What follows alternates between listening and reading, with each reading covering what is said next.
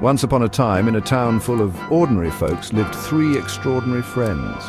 Tallulah, a walking disaster with a heart of gold. She meant well. Trips and spills followed, always. Next, we have Bartholomew, an aspiring inventor whose creations usually backfired. Progress, not perfection, his motto. Finally, there's Agnes, a lover of all things sparkly and a firm believer in her own luck, which was, to put it mildly, abysmal. These three were a recipe for disaster. They were inseparable. They were loyal. They were the best of friends. And they were about to embark on a series of misadventures that would become the stuff of legends. Fasten your seatbelts, folks. It's going to be a bumpy ride. It was a bright and sunny Tuesday. The birds were singing, the flowers were blooming, and our three heroes were at the laundromat. Bartholomew was testing his latest invention, a sock-sorting machine, which promptly ate his socks. Agnes was flirting with a handsome stranger, convinced he was a millionaire. Spoiler alert, he wasn't.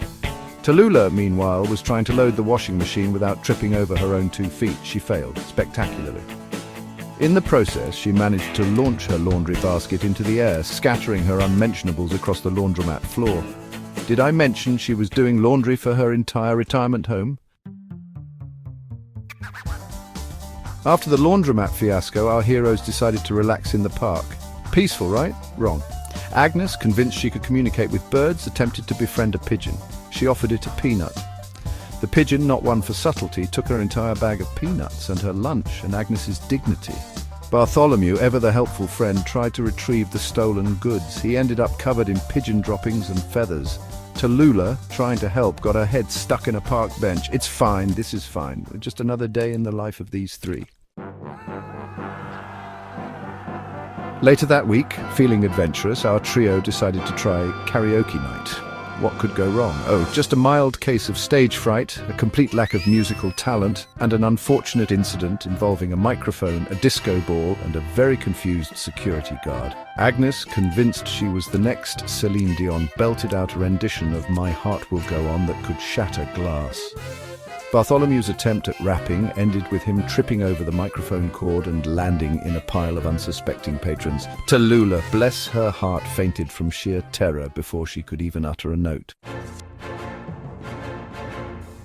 One rainy afternoon, the friends found themselves locked inside a department store after closing time. Agnes, naturally, saw it as an opportunity to try on all the expensive clothes. Bartholomew, ever the resourceful one, tried to hotwire the PA system to call for help. He accidentally set off the fire alarm instead.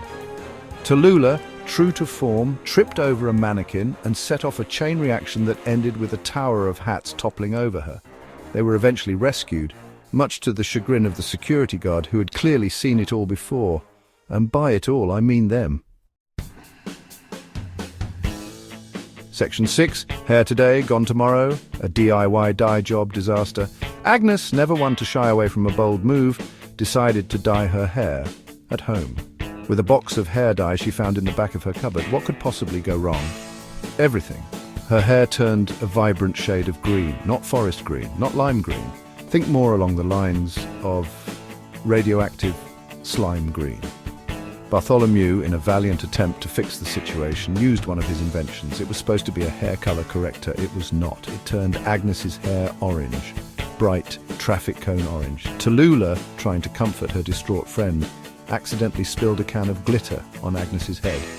The result, a sparkly orange-green masterpiece that could only be described as a unicorn threw up on her head.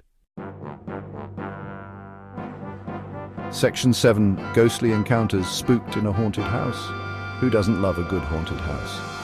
Our fearless trio decided to test their bravery at the local haunted attraction. Agnes, convinced she could see ghosts, spent the entire time talking to empty corners and screaming at cobwebs.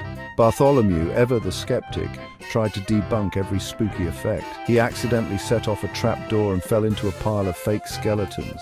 Tallulah, terrified out of her wits, clung to the arm of the nearest person, who turned out to be a very convincing zombie actor. He was not amused. They ran out of the haunted house, screaming, convinced they were being chased by actual ghosts. Spoiler alert, they weren't, probably. Section 8. Lost and found, sort of misadventures in navigation. Agnes won a weekend getaway in a raffle. Fantastic, right? Except for one tiny detail. Agnes, you see, couldn't read a map to save her life, and neither could Bartholomew or Tallulah. So, naturally, they got lost. Hopelessly, hilariously lost. They ended up in the middle of nowhere, miles from their destination, with an empty gas tank, a flat tire, and a car full of snacks that were rapidly disappearing, thanks to Agnes's insatiable appetite. They were eventually rescued by a friendly farmer who, after laughing hysterically at their tale of woe, towed their car and pointed them in the right direction. They did eventually reach their destination, albeit 3 days late.